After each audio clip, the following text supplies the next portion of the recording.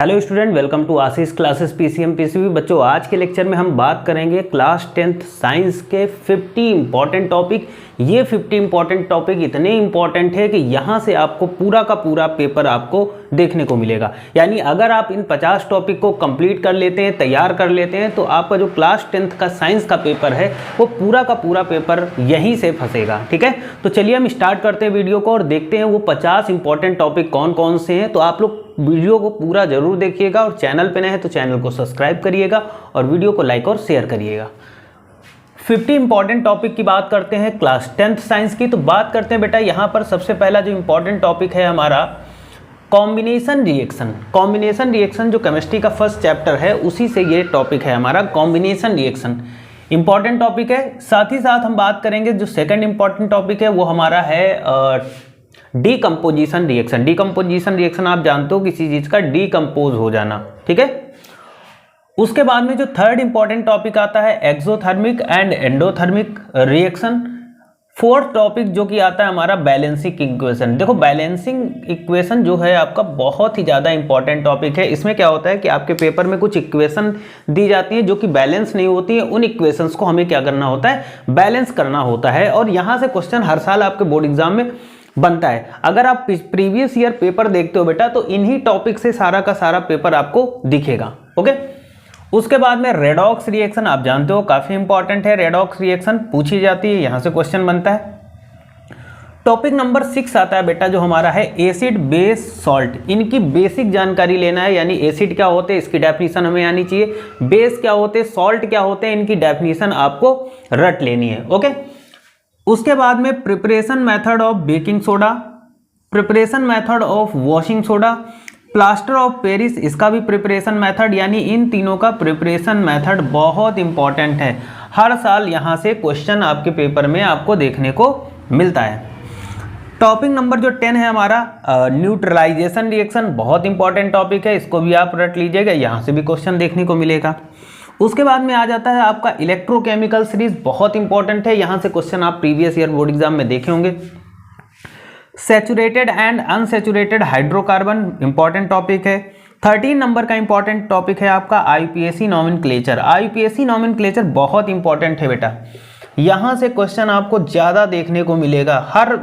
हर एक previous year जिस साल का भी आप पेपर उठाओगे उसमें आपका आईयूपीएसी से क्वेश्चन जरूर होगा। तो बहुत इंपॉर्टेंट है, आईयूपीएसी को आपको अच्छे से पढ़ के जाना है। ओके, उसके बाद में स्पॉनिफिकेशन रिएक्शन आ जाती है, स्ट्रीफिकेशन रिएक्शन आ जाती है। ये दोनों की दोनों रिएक्शन बहुत इंपॉर्टेंट है ना। उसके साथ साथ में आपका होमोलोगस सीरीज आ जाता है। तो ये सभी के सभी टॉपिक बेटा क्या हैं, सारे के सारे टॉपिक आपके बहुत ही ज्यादा इंपॉर्टेंट हैं बेटा। ओके, उसके बाद बायो में चलते हैं तो हमारा जैसे आ जाता है digestive system, respiratory system, excretory system. Arteries and veins में डिफरेंस पूछता है कि आर्टरीज और वेन्स में क्या डिफरेंसेस हैं, है ना। डाइजेस्टिव सिस्टम में आपका डायग्राम पूछता है पूरा डाइजेस्टिव सिस्टम का, यानी लंबा क्वेश्चन आता है, लॉन्ग क्वेश्चन आता है कि डाइजेस्टिव सिस्टम में हमें इसको एक्सप्लेन करना होता है विद डायग्राम। ठीक है, तो डाइजेस्टिव सिस्टम आपका पूरा जो माउथ से स्टार्ट होकर एनस तक जाता है, उस पूरे प्रोसेस को लिखना होता है, साथ ही साथ डायग्राम भी एक्सप्लेन करना पड़ता है। रेस्पिरेटरी सिस्टम भी बेटा बहुत इंपॉर्टेंट है, एक्सक्रेटरी सिस्टम इंपॉर्टेंट है, और आर्टरीज और वेन्स में डिफरेंस, यानी आर्टरी और वेन्स में क्या क्या डिफरेंस है, ये भी यहाँ से क्वेश्चन बहुत बनता है। साथ ही साथ 20 नंबर का जो टॉपिक है कि जाइलम एंड फ्लोएम क्या है, जाइलम और फ्लोएम से क्वेश्चन यहाँ पे बनता है।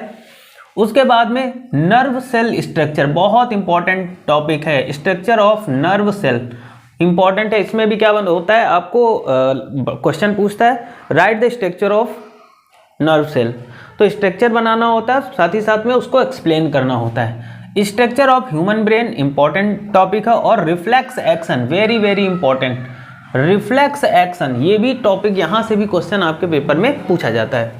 उसके बाद में बेटा अगला इंपॉर्टेंट टॉपिक है सेक्सुअल एंड एसेक्सुअल रिप्रोडक्शन, बहुत इंपॉर्टेंट है। साथ ही साथ स्ट्रक्चर ऑफ फ्लावर बहुत इंपॉर्टेंट टॉपिक है। डीएनए एंड आरएनए में डिफरेंस पूछा जाता है, डीएनए आरएनए क्या होता है, डीएनए आरएनए रिलेटेड आपको सारी चीजें पढ़ के जाना है। इसका डिफरेंस क्या होता है, डीएनए का फुल फॉर्म क्या होता है, आरएनए का फुल फॉर्म क्या होता है, ऐसे ही कुछ और फुल फॉर्म पूछ लेता है, जैसे एटीपी का फुल फॉर्म क्या होता है, एडीपी का फुल फॉर्म क्या होता है। ओके, उसके बाद चलते हैं यहाँ पर male and female reproductive system की बात करते हैं, बहुत पूछा जाता है।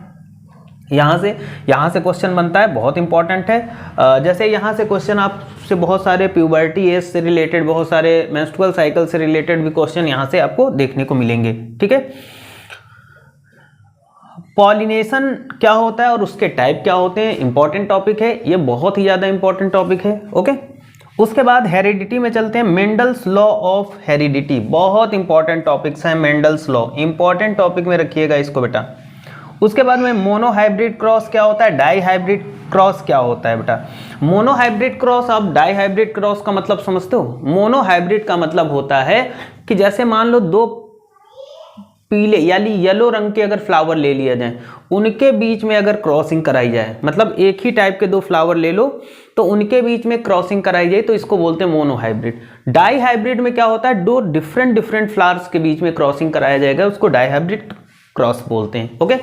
नेक्स्ट चलते हैं सेक्स डिटर्मिनेशन, बहुत इंपॉर्टेंट टॉपिक है बेटा। सेक्स डिटर्मिनेशन कैसे करते हैं, मेल और फीमेल, यानी मेल कैसे बनता है और फीमेल कैसे बनता है, तो इसका जो सेक्स डिटर्मिनेशन होता है इसको डिटेल से एक्सप्लेन करना होता है और डायग्राम भी बनाना होता है।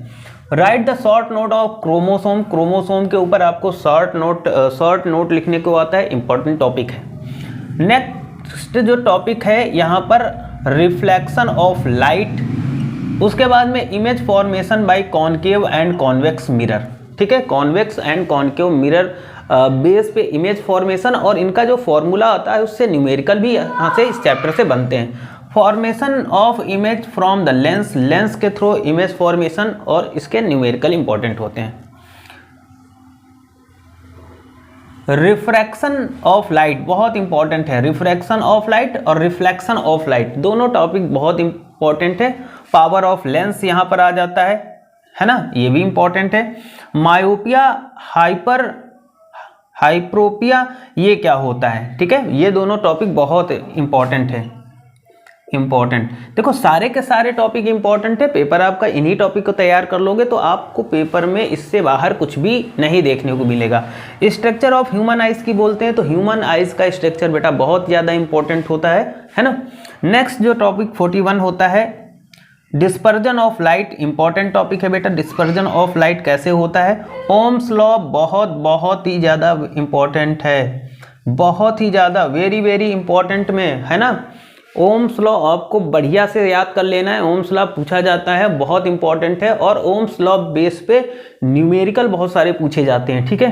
उसके साथ में इलेक्ट्रिक करंट क्या होता है, इलेक्ट्रिक रेजिस्टेंस क्या होता है, series and parallel combination of resistance, series form में रेजिस्टेंस जैसे फॉर्मूला क्या आता है, R equal to R1 plus R2 plus R3, ठीक है।